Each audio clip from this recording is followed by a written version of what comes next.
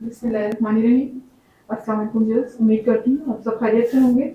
आपको अपने चैनल बेसिना में वेलकम करती हूँ। तो क्लास हम लोगों को class 10 maths in test report chapter number 19 matrices and determinants continue है, जिसकी आज हम एक्सरसाइज 19.2 का क्वेश्चन नंबर 1 का पार्ट 9 स्टार्ट करने जा रहे हैं। इससे पहले पार्ट 8 तक कंप्लीट करवा चुकी हूँ। जिन लोगों ने कंप्लीट नहीं किए हैं वो मेरे चैनल की प्लेलिस्ट से या फिर उसका लिंक भी आपके डिस्क्रिप्शन में मौजूद है, वहां पर भी आप क्लिक करके मेरी प्लेलिस्ट तक पहुंच सकते हैं और आपको वहां हर क्वेश्चन पूरी तरतीब के साथ मिल जाएगा। आप वहां से भी कंप्लीट कर सकते हैं। तो आइए फिर स्टार्ट करते हैं आज क्वेश्चन नंबर 1 का पार्ट 9।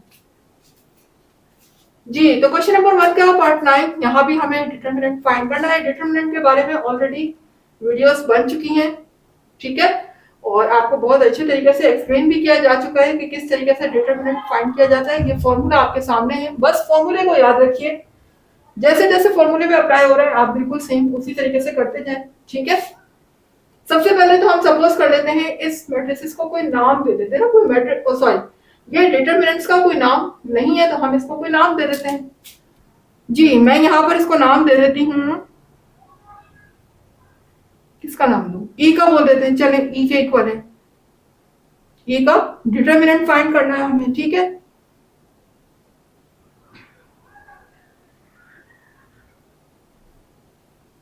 लेकिन ये जरूरी नहीं कि आप भी ए कहें, आप ए भी कह सकते हैं, बी भी कह सकते हैं, जो आपका दिल चाहे, बिकॉज दैट्स ओवर सपोजिशन, ये हमारी अपनी सपोजिशन है। तो हम कोई भी अल्फाबेट का नाम दे सकते हैं, लेकिन बस एक चीज का ख्याल रखिएगा, जो भी अल्फाबेट यहाँ लिखें वो हो capital letter, small letter use मत कीजिएगा।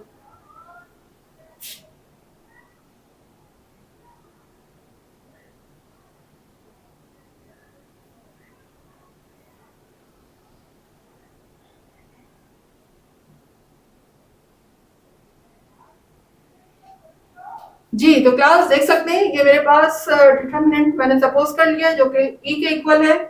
अब मैं इसका डिटरमिनेंट फाइंड कर लेती हूँ। फाइंड करने का मेथड आप लोगों के सामने, किस तरीके से मुझे फाइंड करना है। ये सब के सब मेरे कोफैक्टर है और कोफैक्टर की प्लेस में ये मेरे पास सारे लिखे हुए हैं। तो हम अकॉर्डिंग टू द फॉर्मूला इनको अरेंज कर लेते हैं, ठीक है। जी, यहाँ पर मुझे मोड फाइंड करना है ई का। जी, तो सबसे पहले फॉर्मूले में लिखा हुआ है A11। A11 कहाँ पर है? ये रहा A11, ठीक है। यानी कि A11 की प्लेस में मेरा क्या लिखा हुआ है? 1। तो पहले तो मैं कॉपी करूंगी 1 और फिर मोड। मोड पर आने के बाद क्लास आप देखिए 1 जिस कॉलम और जिस रो से बिलोंग करता है वो हम लीव कर देंगे और जो रिमेनिंग मेरे पास एलिमेंट बच जाएंगे वो हम इस मोड के अंदर कॉपी कर देंगे। तो देखिए 1 बिलोंग करता है इस कॉलम से और इस रो से, जहां 1 लिखा हुआ है उसकी रो ये रही और उसका कॉलम ये रहा। तो ये वाली कॉलम और ये वाला रो हम छोड़ देंगे। बाकी क्या बचेगा? जो एलिमेंट बचेंगे वो कौन से होंगे? 3, 5, -5, 3, वो हम इसके अंदर कॉपी कर देंगे। 3, 5, -5, 3, ठीक है। उसके बाद ऑल्टरनेटिव साइन के साथ लिखेंगे A12। तो पहले हम लगाएंगे माइनस साइन और A12 कहाँ लिखा हुआ है? ये रहा A12। A12 की प्लेस में मेरा क्या लिखा हुआ है? 0। यानी हम इसको रो वाइज एक्सपेंड कर रहे हैं तो मैं सारे रो के एलिमेंट्स लूंगी। यहाँ पर मैं लिखूंगी 0, फिर बनाऊंगी मोड का साइन और अब 0 से रिलेटेड जो भी कॉलम या रो होगा उसको हम इग्नोर कर देंगे और रिमेनिंग एलिमेंट इस मोड के अंदर कॉपी कर देंगे। तो 0 बिलोंग करता है इस कॉलम से, इसको छोड़ दें, और इस रो से इसको छोड़ दीजिए। बाकी क्या बचा? -2, 3, -5, 3, -2, 3 एंड -5, 3। जी, अब आ जाता है प्लस साइन, ऑल्टरनेटिव साइन के साथ चल रहे हैं। A13 कहाँ है? ये रहा A13, यानी कि 4। मोड बनाएंगे और जहां 4 लिखा हुआ है उससे रिलेटेड कॉलम और रो को हम कर देंगे इग्नोर। तो 4 का कॉलम ये है और 4 की रो ये है। रो को रिमूव करें अपने माइंड में और कॉलम को हटाएं। बाकी जो रिमेनिंग एलिमेंट है वो कौन से होंगे? -2, 3 एंड 3 एंड 5। -2, 3 and 3 and 5। फिर देख सकते हैं -2 3 और 3 एंड 5। अगर हम ये कॉलम और ये रो को हटाएं तो यही एलिमेंट बचते हैं। ठीक है जी, ये सब आपके सामने है, उम्मीद है कि समझ आ रहा होगा जी। तो अब हम अपना वही पुराने मेथड पर आ जाते हैं। पुराने मेथड के मुताबिक जिस तरीके से मैंने आपको डिटरमिनेंट फाइंड करना सिखाया था, पहले हम इस डायगोनल को मल्टीप्लाई करते हैं फर्स्ट, और फिर इसको second, first second, first second. ठीक है जी। तो क्लास अब हमें मल्टीप्लाई करवाना है। यहां देख लें 1 मल्टीप्लाई होगा, सॉरी 3 मल्टीप्लाई होगा 3 से, बाहर 1 लिखा हुआ है, लिखकर आने दें। 3 मल्टीप्लाई किससे होगा? 3 से होगा। और सेंटर पे जो साइन आता है जब हम डिटरमिनेंट फाइंड करते हैं इस तरीके से, वो हमेशा कौन सा साइन आता है? माइनस का। ठीक है, कौन सा साइन? माइनस का। अब -5 किससे मल्टीप्लाई होगा? 5 से।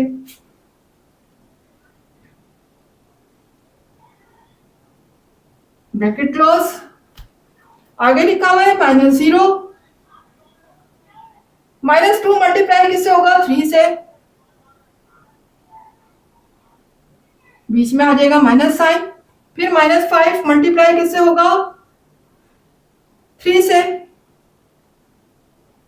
माइनस साइन को मैं ब्रैकेट के अंदर लगाऊंगी। -5 मल्टीप्लाई किससे होगा? 3 से, ब्रैकेट क्लोज। फिर नेक्स्ट +4 है। -2 को मुझे मल्टीप्लाई किससे करना है? 5 से। और बीच में मेरे पास साइन कौन सा आएगा? माइनस का। और 3 मल्टीप्लाई हो जाएगा 3 से। इस तरीके से देख सकते हैं आप जी। तो क्लास अब क्या करना है, मुझे 1 बाहर लिखा हुआ है, अंदर हम ब्रैकेट सॉल्व कर लेते हैं पहले। ये हो जाएगा 3 3 9, माइनस माइनस प्लस 5 5 25 जी। तो क्लास अब जरा यहां गौर कीजिएगा, पूरी ब्रैकेट के अंदर कुछ भी लिखा हुआ है। मैं अगर इतनी मेहनत करके ये ब्रैकेट सॉल्व करती हूँ और करने के बाद जब उसे 0 से मल्टीप्लाई किया जाता है तो क्या हो जाता है? 0। अंदर कुछ भी हो, अगर बाहर 0 लिखा हुआ है और 0 मल्टीप्लाई हो रहा है तो इतनी मेहनत करने की उसमें जरूरत है ही नहीं, क्योंकि 0 किसी भी चीज से मल्टीप्लाई होगा उस पूरी चीज को क्या कर देता है? 0। तो आप यहां पर डायरेक्टली क्या लिख सकते हैं? 0। ठीक है ना, 0 जब मल्टीप्लाई होगा तो इस पूरी चीज को 0 कर देगा, तो क्या जरूरत है इतनी मेहनत करने की? उसके बाद यहां आ जाते हैं डायरेक्ट +4, और ये देखिए 2 5 हो जाएगा 10, और साथ में लगा हुआ है माइनस साइन। यहां पर फिर माइनस है, 3 3 9 हो जाएगा।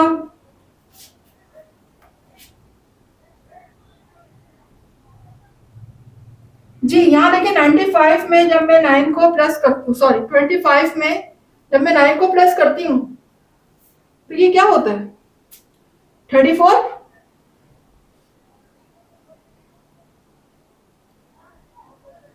जी आगे 0 है, फिर देखिएगा यहाँ 4 है, और ब्रैकेट के अंदर देखिए क्या लिखा हुआ है? -10 -9, दोनों के साथ सेम साइन है। क्या होगा? माइनस माइनस प्लस होंगे, लेकिन साइन किसकी रहेगी? माइनस की। तो 10 में जब मैं 9 को प्लस करूंगी तो ये हो जाएगा -19। ठीक है, इसी तरह 1 को 34 से मल्टीप्लाई करने पर देखिए क्या आता है? 34 ही आएगा, जाहिर है। और 0 को बार बार लिखने की जरूरत नहीं है, क्योंकि 0 तो कुछ इफेक्ट डालता नहीं है, तो मैं लिख देते हैं, चलें, कोई हर्ज नहीं है वैसे, और नहीं भी लिखेंगे तो भी कोई मसला नहीं है। यहां पर हो जाएगा प्लस माइनस माइनस, और 4 को जब मैं 19 से मल्टीप्लाई करती हूं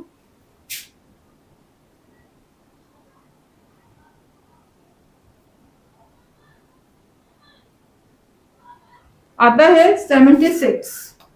4 को 19 से मल्टीप्लाई करने पर क्या आएगा? 76 जी। अब 0 को हटा दें, 0 को छोड़ दें, इन दोनों को देखें सिर्फ। 34 और 76। 34 के साथ साइन है प्लस, 76 के साथ साइन है माइनस। अपोजिट साइन है, एक के साथ प्लस है, दूसरे के साथ माइनस है, क्या होगा? सब्ट्रैक्शन होगी। यहाँ पर सब्ट्रैक्ट कर देते हैं, 76 में से 34 को माइनस कर देते हैं।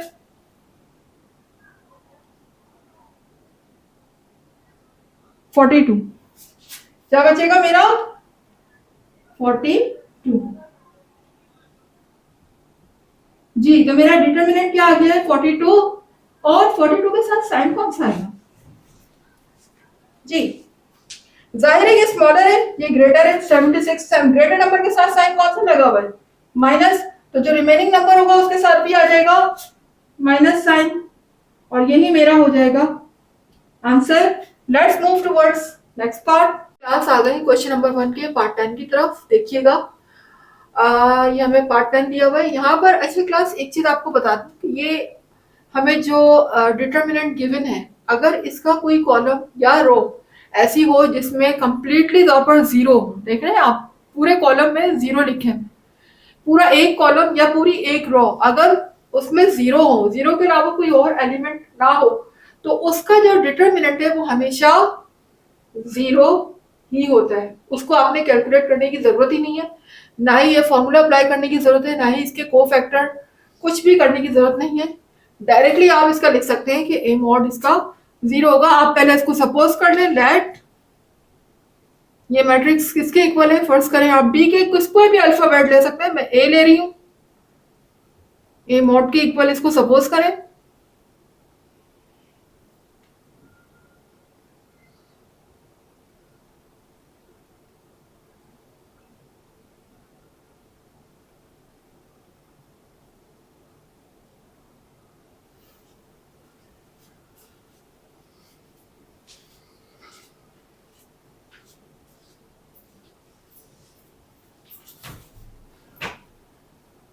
और यहाँ पर थोड़ा सा एक पॉइंट लिख दें, क्यों आप इसको जीरो के इक्वल कह रहे हैं, क्योंकि यहाँ पर एक पूरी जो हमारा कॉलम है वो कंप्लीटली क्या है, जीरो है। तो आप यहाँ पर लिख दीजिए बिकॉज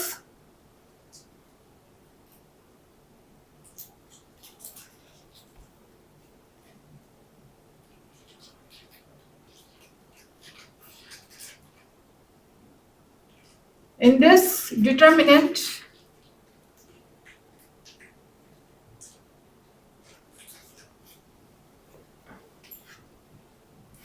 first column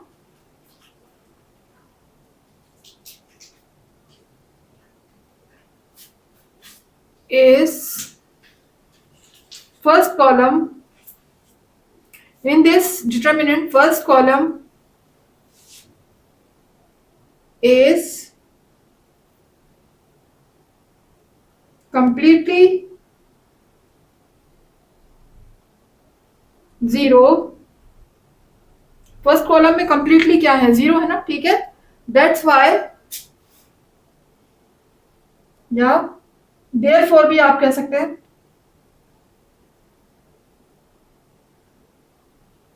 तो इसका जो हमने सपोज किया है ए मॉड, ये क्या होगा, जीरो के इक्वल होगा। बस यही हमारा आंसर हो जाएगा, ठीक है ना। अब आ जाते हैं नेक्स्ट पार्ट की तरफ। तो क्लास आ गए हैं पार्ट 11 की तरफ, देख लीजिएगा पार्ट 11। तो क्लास ये पार्ट 11 हमें गिवन है डिटर्मिनेंट, और इसका हमें डिटर्मिनेंट ही फाइंड करना है, ठीक है, इसका मोड फाइंड करना है। तो अब देखिए ये फॉर्मूला आपके सामने है, जनरल फॉर्म फॉर्मूले की ये है, और इसको फॉर्मूले को किस तरह से अप्लाई करना है, हमने डिटर्मिनेंट कैसे फाइंड करना है, ये भी आपके सामने वैल्यूज गिवन है। तो अब पहले तो हम इसको सपोज कर लेते हैं किसी अल्फाबेट के इक्वल। लेट फर्स्ट करें, मैं इसको बी कह देती हूँ, बी मॉड। मॉड का साइन जरूर लगाइएगा because we are going to find determinant, so mod का साइन जरूरी है।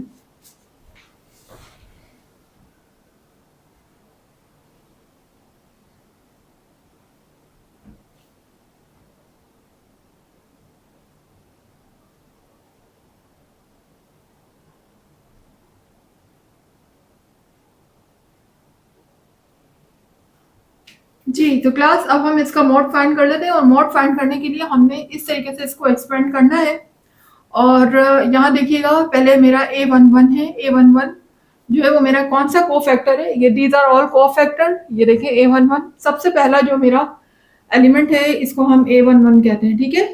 और चूंकि यहाँ पर जो है रो वाइज स्पेंड हुआ हुआ है, तो हम भी यहाँ पर इस डिटर्मिनेंट का पहला रो लेंगे, ठीक है ना, पहली रो लेंगे हम। तो A11 की प्लेस में मैं क्या लिख सकती हूँ, -2।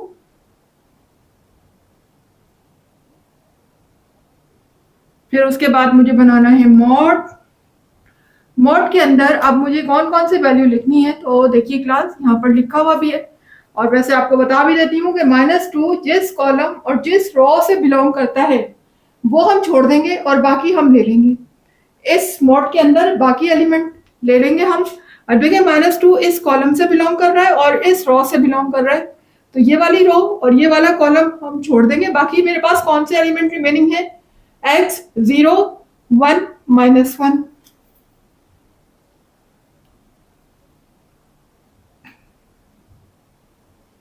जी सेकंड पर आ जाए। देखिए अब ऑल्टरनेटिव साइन के साथ, पहले प्लस था अब माइनस हो जाएगा, और -A12 ये वाला, ठीक है ना, कोफैक्टर की जगह 12 कोफैक्टर की जगह मेरा क्या लिखा हुआ है, 0। यहाँ पर मैं 0 लगा दूंगी, मोड बनाएंगे। और जो 0 जिस कॉलम और जिस रो से बिलोंग करता है वो हम लीव कर देंगे, और इसके अलावा जो हमारे पास रिमेनिंग एलिमेंट है उनको हम कॉपी कर देंगे इस डिटरमिनेंट में। तो देखें 0 जो है वो इस कॉलम से बिलोंग करता है और इस रो से बिलोंग करता है, ठीक है ना। जहाँ 0 लिखा हुआ है वहां की कॉलम देख लें, वही रो देख लें, उसको इग्नोर करते हैं। बाकी क्या बचा, -6 -4 1 -1 -6 -4 1 -1। फिर ऑल्टरनेटिव साइन है, अब माइनस किया तो अब नेक्स्ट में क्या लूंगी, प्लस। यहां देखें A13 की प्लेस में मेरा क्या लिखा हुआ है, 0। हम 0 ले लेंगे, मोड बनाएंगे। अब 0 जिस कॉलम और जिस रो से बिलोंग करता है वही हम छोड़ देंगे। देखें ये कॉलम लीव कर देंगे और ये वाली रो हम लीव कर देंगे। बचेगा क्या, -6 -4 x और 0, ठीक है।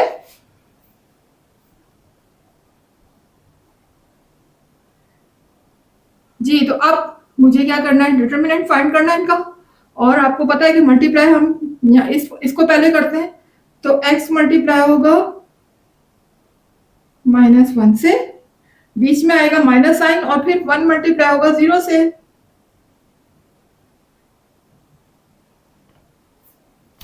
यहां देखिएगा, अच्छा क्लास देखिए यहाँ पर बाहर 0 लिखा हुआ है। अब अंदर ब्रैकेट में अगर मैं बहुत कुछ लिख भी दूं, सबको मल्टीप्लाई करवा दूं, इसको इससे इसको इससे, तब भी देखिए वो ब्रैकेट क्या होगा, बाहर 0 से जब मल्टीप्लाई होगा तो ये ओवरऑल क्या हो जाएगा, 0 आ जाएगा। तो इतना लंबा काम करने की जरूरत ही नहीं है, आप डायरेक्टली यहाँ पर 0 लिख सकते हैं, क्योंकि आगे चल के भी इसको 0 ही होना है।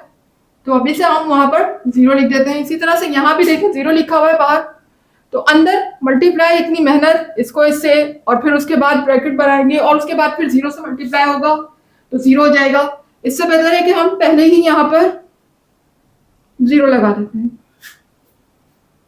आप देखिएगा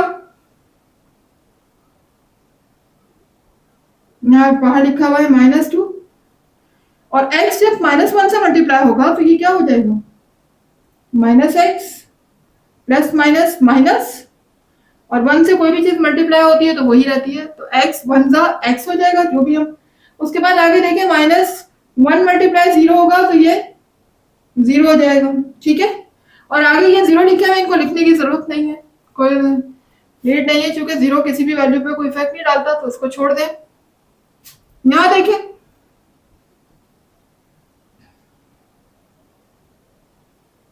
जी, -x में जब मैं -0 करूंगी तो क्या -x पे कोई फर्क पड़ेगा, 0 किसी भी वैल्यू में माइनस हो या प्लस हो, उस वैल्यू में कोई फर्क नहीं डालता। तो यहां से आप 0 को हटा दें, सिर्फ क्या रह जाएगा, -x। अब हम टू को माइनस टू को मल्टीप्लाई हमने ब्रैकेट से कर देते हैं, तो माइनस माइनस प्लस, और टू को जब x से मल्टीप्लाई करेंगे तो ये हो जाएगा 2x। ये देख लीजिए, ये मेरा यहाँ पर डिटर्मिनेंट आ चुका है, यही मेरा आंसर हो जी। तो क्लास यहाँ पर मेरा पार्ट 11 हुआ कंप्लीट, और क्वेश्चन नंबर 1 भी मेरा यहाँ पर कंप्लीट हो चुका है। ठीक है ना क्लास, तो इंशाल्लाह जो इसके नेक्स्ट क्वेश्चन है वो हम अपनी नेक्स्ट वीडियो में स्टार्ट करेंगे। आपसे बस इतनी रिक्वेस्ट है, अगर वीडियो पसंद आ रही है, कॉन्सेप्ट क्लियर हो रहे हैं और आप समझते हैं कि ये वीडियो आपके लिए नॉलेजेबल है, कुछ सीखने को आपको मिल रहा है, आपके लिए किसी भी तरह से अगर ये फायदेमंद है वीडियो, तो फिर क्लास मेरी वीडियो को लाइक जरूर कीजिएगा, चैनल को सब्सक्राइब करके बेल आइकन को जरूर हिट कीजिएगा, ऑल पे क्लिक करना तो बिल्कुल भी मत भूलिएगा, ताकि हर नई आने वाली वीडियो को नोटिफिकेशन आपको टाइम पर मिलता रहे। इसके अलावा जितना ज्यादा हो सके मेरी वीडियोस को शेयर किया करें। मुझे दीजिएगा इजाजत, नेक्स्ट क्लास तक के लिए अल्लाह हाफिज।